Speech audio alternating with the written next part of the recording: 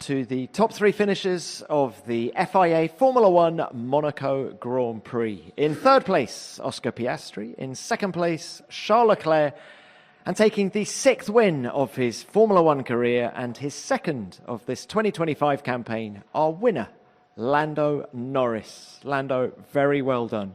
You've won the Monaco Grand Prix. Just how sweet was the view from the top of this very unique podium?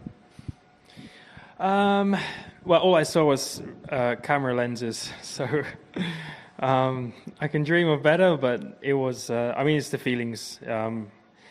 It's the feeling, of course, the view of the team and seeing everyone, my mum and dad, down below. It's the feelings inside, which are really the special ones.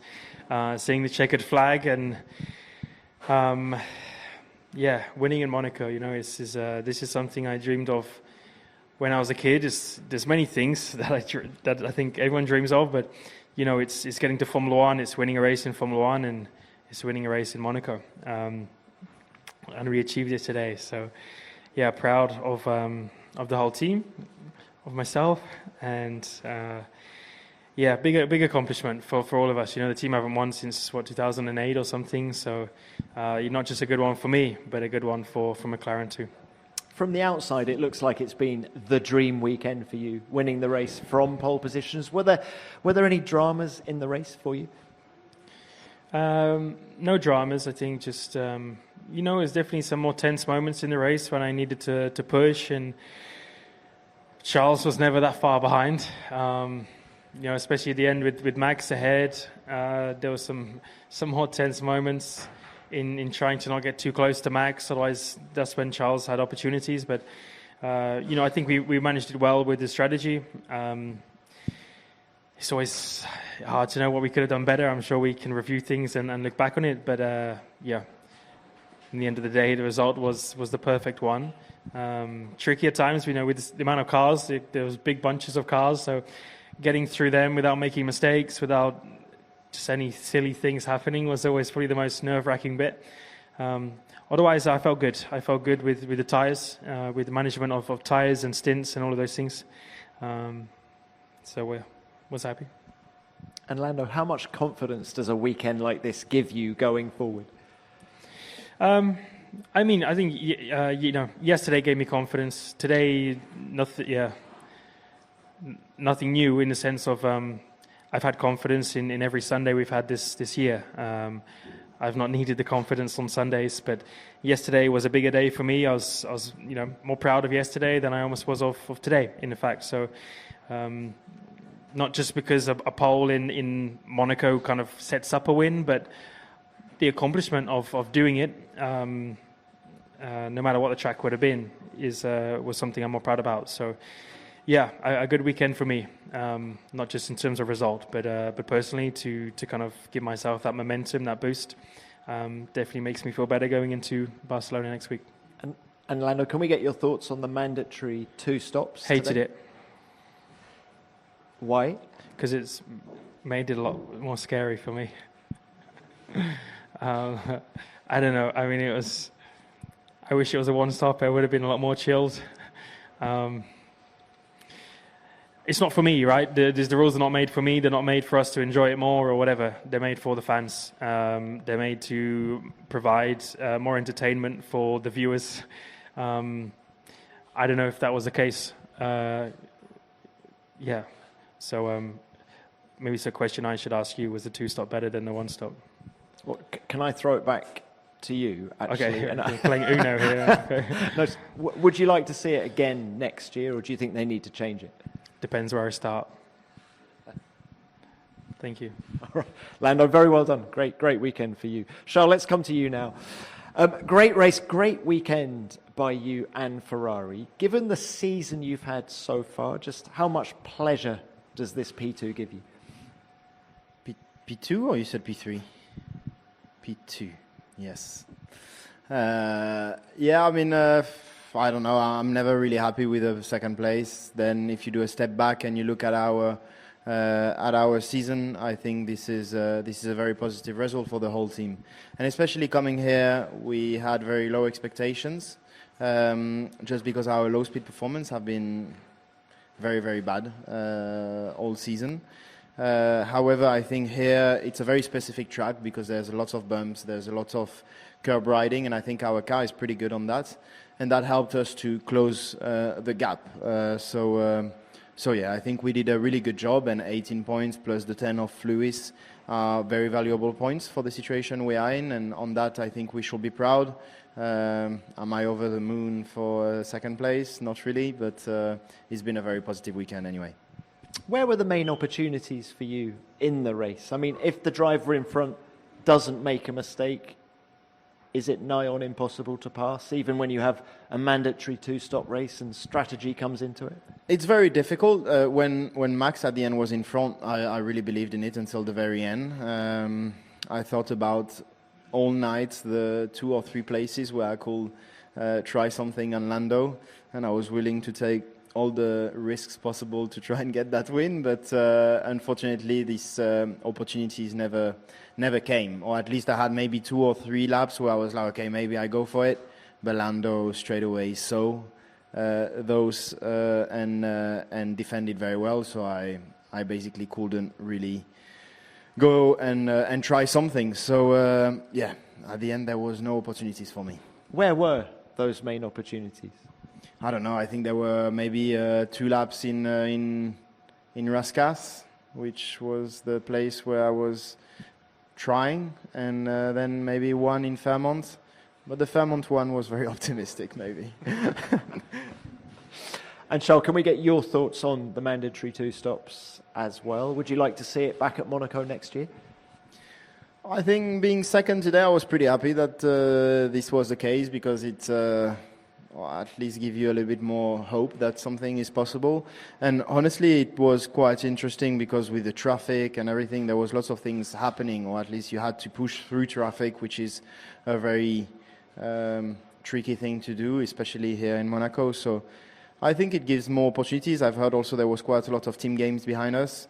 Whether this is the kind of action we want to see going ahead, I don't know. I haven't looked at the race yet. But yeah, I think it's always been a bit like that in Monaco, but it's so special for that, especially on the Saturday when you are pushing to the limit, and that's why it's so important and tense for all drivers to go into qualifying in Monaco, because we know that then on Sunday you don't have as many opportunities, and that is part of the magic of Monaco. Then I understand we need to try and find a way to make it a bit more exciting, and maybe that's the way to go, but I haven't checked the race to really judge. Okay, thank you for that. And Oscar, coming to you now. Very well done as well. Did the race pan out pretty much as you expected? Yeah, pretty much exactly how I expected. Yeah, I think there was a lot of action behind, so maybe that was a bit different, but from where I was sat, it panned out pretty much how I thought. Yeah, I mean, it definitely made the pace of the race a bit higher, certainly compared to last year. So from the cockpit, it was a little bit more intense. We're still not pushing flat out, but it just made certain points of the race a bit more tense. And were you happier with the car today than you have been certainly on Friday, but also as well yesterday? I mean, everything felt okay, but you're not really pushing it to the limit in the race, and I was pretty happy with it in qualifying. So I think we got there eventually. It was more just struggling to get into a rhythm before qualifying, and around here you pay the price for not having that clean run into quali. So yeah, that's where I think our weekend got away from us a little bit, but I think the pace was still good. Just trying to get everything out of it every single lap was tough yesterday, and today we tried a few things to get higher than third, but it didn't work. And what about those mandatory 2 stops? Can we get your thoughts as well? It definitely made it a bit more tense at a few points. You had to push more at certain points to kind of recover the safety car windows to other cars around you, or put yourself outside of someone else's safety car window. So there was some strategic elements involved, yes, but ultimately at the front I don't think it changed a whole lot. would have been quite a different story if there was a red flag with 5 laps to go and Max would have won. So I'm sure if we keep this going in the future, eventually a result like that will happen at some point. Which is that what we want to see? I don't know, but I don't think at the front it changed a huge amount this weekend. All right, thank you for that.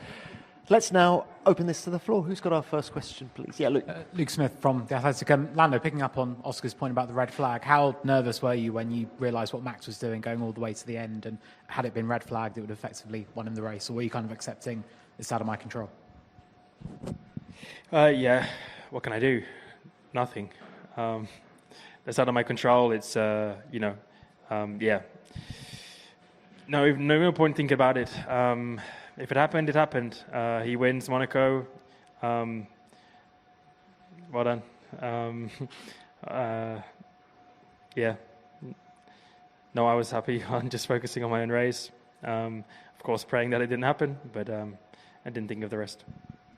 Thank you. Next one.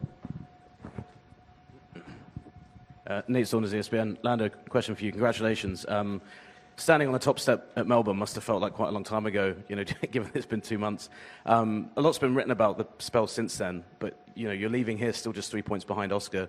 Does this feel like a bit of a kind of just hitting the reset button a little bit on the championship? Because, given everything that's been written about you, it's, about the run since then, it's nowhere near as bad as people have been making out, championship over and all that stuff. You're leaving, right in touching distance.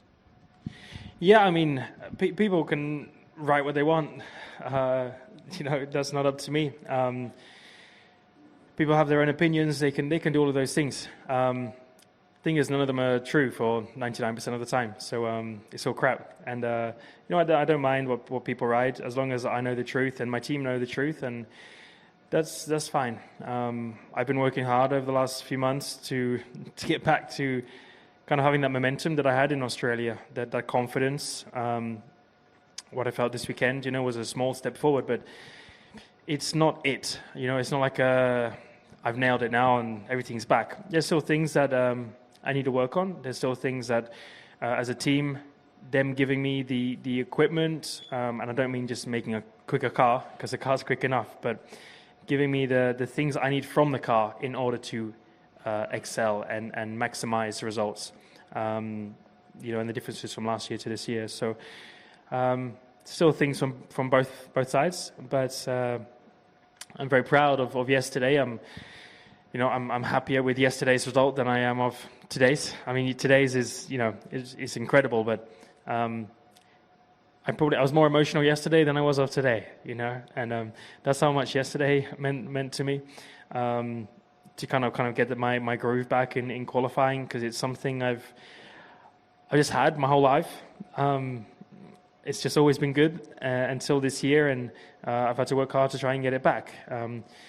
For no other reason apart from a couple of things that I've clearly struggled with, and also just having tough competition. Having Oscar, Charles, Max, I'm against the best guys in the world, and if you're not performing at the highest level, you're not going to compete against them. So, yeah, no one knows the amount of work and effort that goes into things apart from me and my team. And that's the only people who need to know what goes into everything and know the truth of everything. And that's the way it will stay. Thanks, Lando. Next. Martin Buzinaro, La Dernière Heure, Belgium. Question for Charles. Next year, F1 cars will be smaller. If it was already the case this year, do you think you should be able to pass Lando during the last stage of the race? Oh, that's a very difficult question to answer, because I don't even know how much smaller will they be. I think Monaco is always going to be tricky, and I think you just adapt the way you defend to the width of the car you have behind. So yeah, I don't have the answer, but I hope that next year overtaking will be a little bit easier here in Monaco. Thank you, Charles. Next one. Question for Charles. Charles, you mentioned that Ferrari still need to improve. So what are the key areas that you think they need to improve? And how steep is that development curve at the moment to, say, catch up to the boys next to you or even Red Bull? By far the slow speed corners. I think this is our biggest weakness by far. And I think that's why also I came here very pessimistic and saying that I thought that top 10 will already be a challenge. So, yeah, our low-speed performance is very poor. I think on a track like this, there are so many bumps and curbs that our car is actually performing very well on those. So this is helping us, but unfortunately, it's only, it's only going to help us on such an extreme track like here. So, we've got to work on our low-speed performance. Thank you. Next one. Jack Smith, Motorsport Monday, motorsportweek.com. Lando, congratulations. Regardless of what happens for the remainder of the season and in your career, where do you think mastering Monaco this weekend will rank in the list of all the things you've achieved? Well, I think the best bit is my kids one day will be able to tell everyone that I won in Monaco. You know, that's probably the thing I'm most proud about. I'm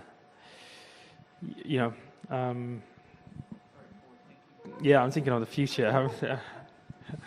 Well, you were actually just telling me.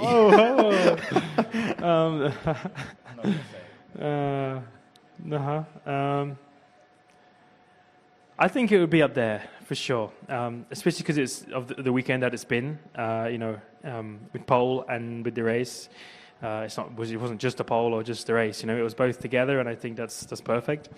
So regardless, I think that's something to be very proud about for the rest of my life. But I think it's a cooler thing to say, that also from like my lap time yesterday, the 109, that's very unlikely to be beaten for a very long time unless track changes or whatever. But the cars next year are nowhere near going to be as quick as this year, and hopefully that lap time lasts for a very, very long time. So it's cool. It's definitely just the saying more than anything, but also just the meaning, the history, the people that have won here in the past. They've not always gone on to be champions, but most of them have, and just to know, in 30 years' time, I can say, I mastered Monaco that 1 year, or hopefully a few more, but that 1 year is something I look forward to saying. Thank you for that. Next. Yep. Tom Gurt for Pole Position Magazine. Question for Oscar. When you first pitted, they told you it was to overtake Charles, but there was a slow pit stop.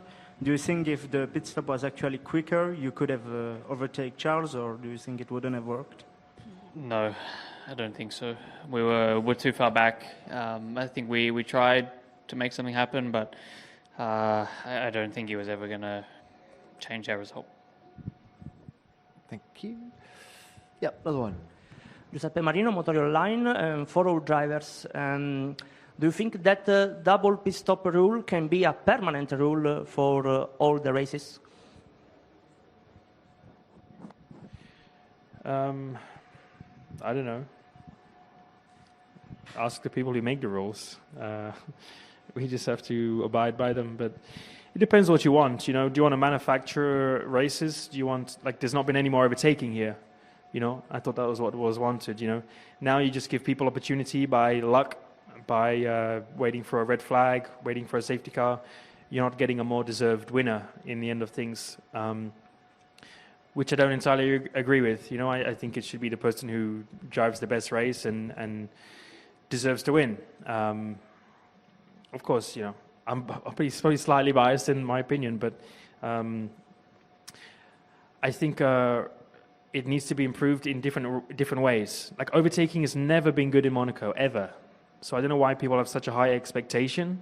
But I also think Formula One should not turn into just a show to entertain people. It's a sport. It's who can race the best, who can qualify the best.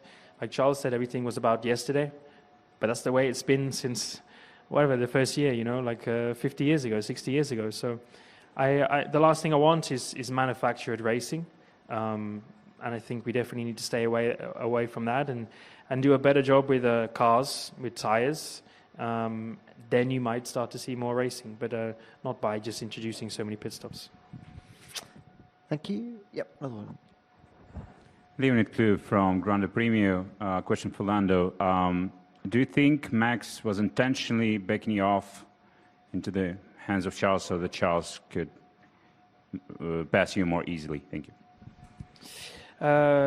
Did you ask Max? Yes. What did he say? He said that no, his tires was just Yeah. not there. I have no idea. So that's all I'll say. Okay. Thank you. Question to all of you three. So how does the new rule impact team collaboration? Does it add additional stress when you're collaborating with the engineering team, etc., and between the drivers as well? Yeah, I think, as we said, I mean, it just adds a lot of randomness, and you can either get lucky or very unlucky, and it's a bit out of your hands. But it's always been a little bit the case in Monaco, but probably even more so now with 2 pit stops. But there was not any more tension on my side. Nate Saunders, ESPN. Just a question to Lando and Oscar. McLaren's second part of the weekend, I guess, kicks off in a couple of hours at Indy. What are your plans tonight to watch that? And Charles, is the Indy 500 part of your usual Sunday evening plans? I know last year you probably had better things to be doing. But yeah, just a question to all of you, where you're going to be watching it and just what you think of that spectacle as well. Thanks. I will probably be watching on my couch at home, unless I get an invite, or I mean, you're welcome to come if you want. But yeah, probably on my couch, and I'll keep my answer short because I want to go watch it. When is it starting exactly? 1 hour. Okay, I won't be on my 1.5 couch. hours. Thanks for the invite. I think I'll still be in a meeting. We are very late with Ferrari. We always leave late. But I mean, it's a crazy race. We were just speaking with Oscar before. I don't think I will ever do it. I think it's a different level of craziness. I'm happy in F1. I love F1, and I'm fully focused on that first and foremost. And then when this will end, another thing that I want to tick is doing Le Mans with my brother. So these are probably the 2 things that I really want to do. Indy 500, I'm not sure, but I have a lot of respect for these guys, and I'll try to follow as much as I can tonight. Ditto. I would love to do Le Mans with my brother, but he's been out of it for a little bit. So I have a lot of respect for these guys. I mean, I say congrats to Robert Schwartzman for pole. It was pretty impressive. I was his teammate back in 2015 or 2016, Formula Renault. So to see him go on to do something like that, I think is pretty cool. But it is something I'll never do. I can say it right now. I'm not doing it. Just have no interest in doing it. Not my thing. It's not what I enjoy. Even though I've done it on the sim, and that was quite fun. But I got taken out, so I wouldn't. But it didn't hurt. No, I could just press escape, and that was good. So no, I mean, I have a lot of respect for these guys. There's a lot of incredibly talented drivers over there in America, and some of them that could do very good in Formula One. But I like turning right as well. So that's the main thing. Lando, you've won Monaco. The lure of the Triple Crown wouldn't change your mind about Indy? Nope. Okay.